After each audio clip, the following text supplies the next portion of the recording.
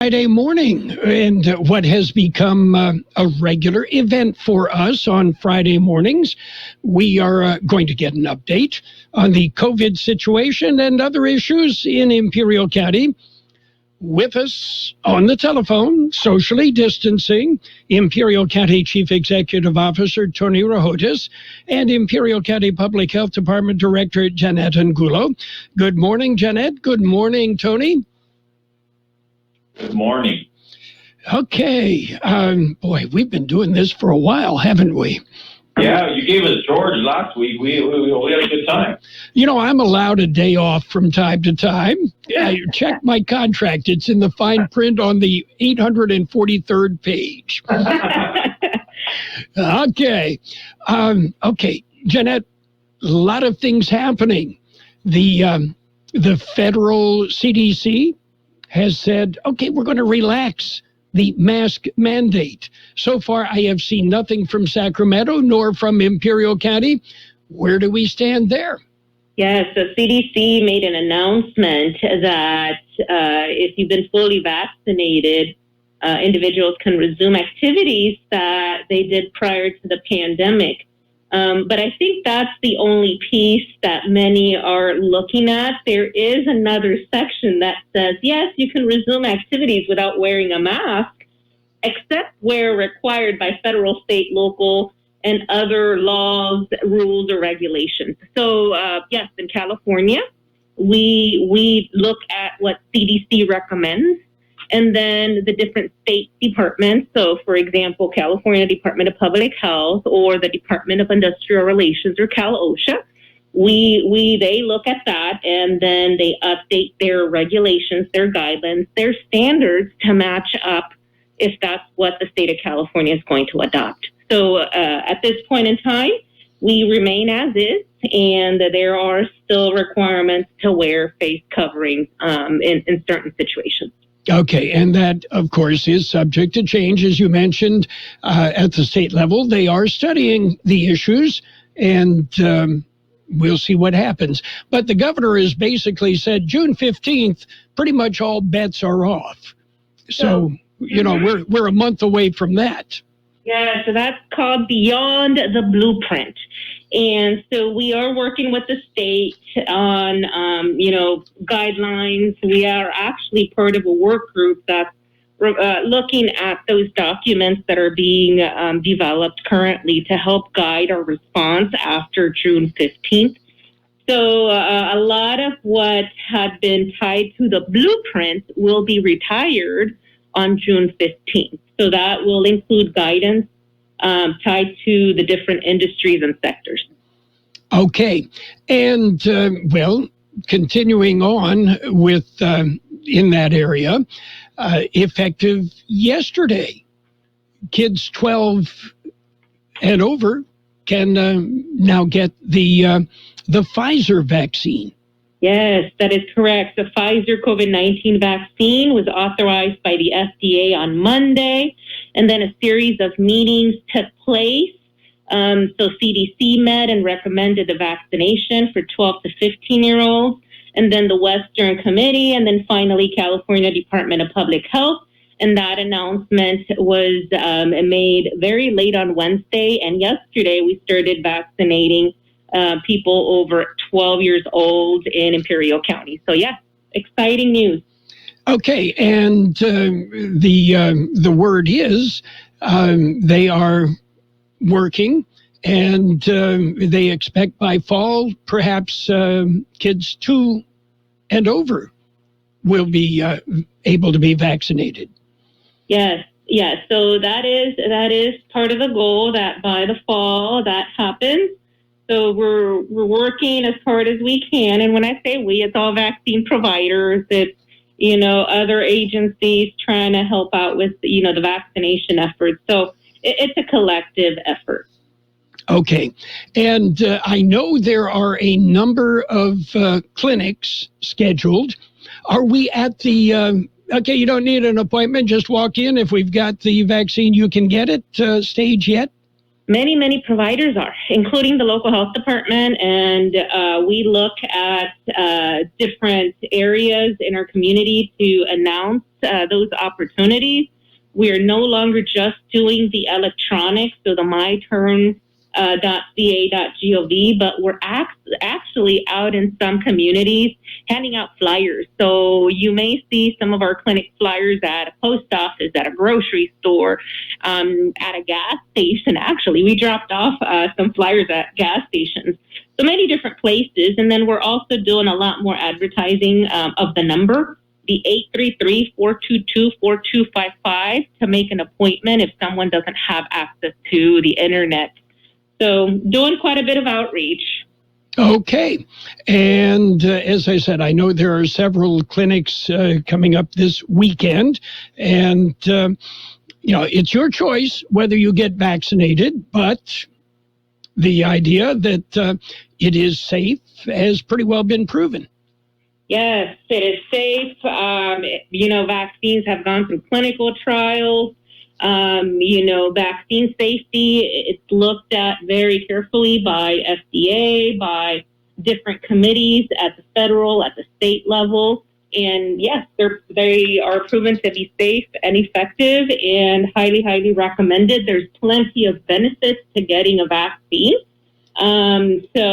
It protects people, it protects you, it protects those that are around you, helps, to build immunity, and it helps us to get back to some sort of normal. Okay. Tony, speaking of getting back to normal, how are we doing with getting county offices reopened and staffed on site? So all the departments are submitting their work plans to begin their reopening phases for the public.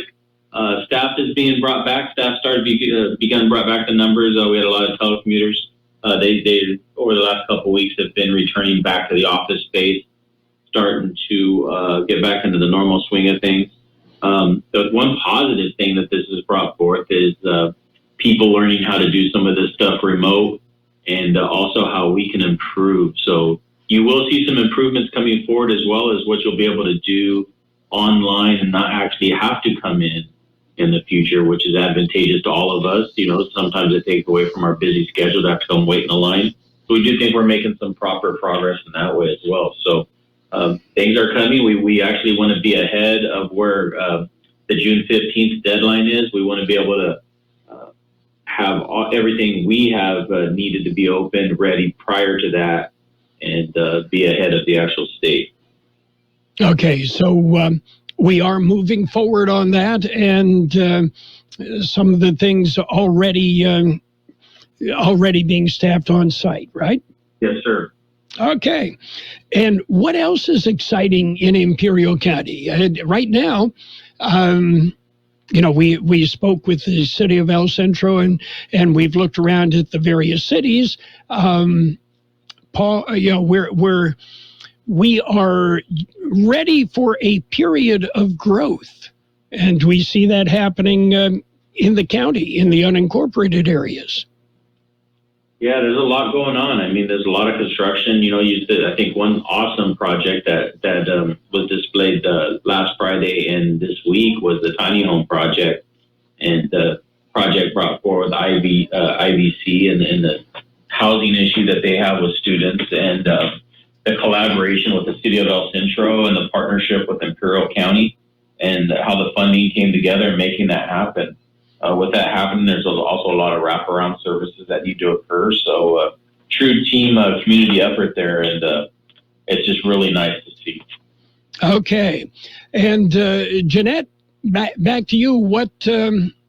How are we moving forward at the health department? With everything, the COVID-19 situation, your department is still functioned in all the other areas. Yes. So we have been operating. It's been COVID and everything else, from environmental health services to community health and all the health promotion programs, and health and support services, animal control, and some other services that we provide to the community. So for us, although it may seem that it's slowing down, there's a lot of COVID work that still needs to happen. at our department after action reports, and then, gradually reopening services in person, those that we used to provide pre-pandemic. So a lot going on for public health still. Okay, and the health department had issued a statement that, issues with the state, the numbers that the state has, the numbers that Imperial County has, don't often match. Delays in reporting, or what's happening there. So there's a few things happening with data. There's always that data cleaning that needs to happen. And I think we've mentioned it in the past. There may be a case, 2 or more, that initially are identified as Imperial County residents, and they end up not being Imperial County residents. The other, to keep an eye out for is that some of the numbers will not match with the state and local data, because, for example, the state data, if you're to access the state dashboard, they include in some of their data information for inmates, state inmates, federal inmates, and those in state hospitals where we don't. So there will be differences in data, and that's completely normal because we're always looking at doing that cleaning and data quality assurance when it comes to our dashboards and any data that we present. So our numbers will not match 100%, and neither will our percentages. But we try to keep our community informed of those changes because, yes, questions come about. Well, why did we have 30 more cases, yesterday than today? And why is it an increase or a decrease? So completely valid to question, and we will provide a response as to what's going on. Okay. I think we've pretty much covered everything. We can see by the numbers, the number of active cases dropping, the number of hospitalizations dropping, and so we have made significant progress. We have, but there's still a lot more to do. And in particular around vaccination, we have quite a bit of providers out in our community offering the vaccine. We are, for our community, we're at a little over 50% of our community eligible population with at least 1 dose of the vaccine. For those that have received 1 dose of the Pfizer and Moderna, highly, highly, highly encourage you that if you missed your appointment for whatever reason, get another appointment, walk in, and make sure you get that 2nd dose to be fully protected. Now we're working with the younger population. We're working with schools and many agencies because we have about 11,000, close to 11,000 children between 12 and 15-year-olds. So the work for vaccine providers, hasn't stopped. And like I said, we encourage our community to seek vaccination at your nearest location. Okay. Tony, Janette, we appreciate the visit today. And we are definitely headed, well, I would say we're on that slope downhill at this point. Hey, Carroll. Yes, sir. I just had a call in from a listener, and they want to know what Carroll Buckley's favorite pastime COVID hobbies are these days. Oh, well, let's put it this way. Up until a week ago, we were raising a standard poodle puppy to be a guide dog from Guide Dogs of the Desert. And we had Louis for just about a year. And trust me, raising a standard poodle puppy is a full-time situation. I bet it is. So, that's really cool, though. That's super cool. Well, Louis was our 12th guide dog puppy. Oh, wow. That's impressive.